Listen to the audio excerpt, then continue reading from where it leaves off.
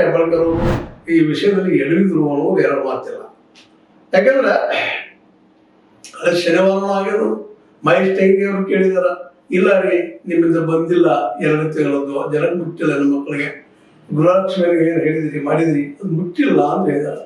ಅದು ಹೇಳಿದಾಗ ಒಬ್ಬ ರೆಸ್ಪಾನ್ಸಿಬಲ್ ಪರ್ಸನ್ ಶಾಸಕ ಅಂದ್ರೆ Mahesh Tengi is the one of the responsible MLA.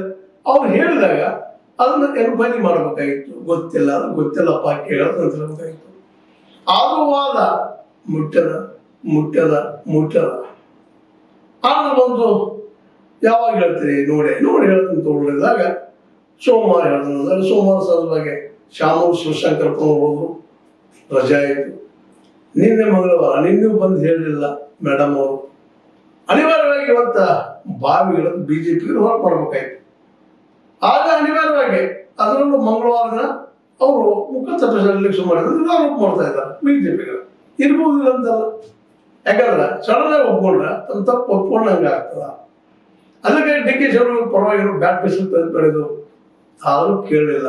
ಇವತ್ತ ಅವ್ರ ಕಡೆಯಿಂದ ಅವರು ತಪ್ಪಾಗಿದಾರ ಅನ್ನುವಂಥ ಮಾತು ಮಾತಾಡಿಸಿದಾರೆ.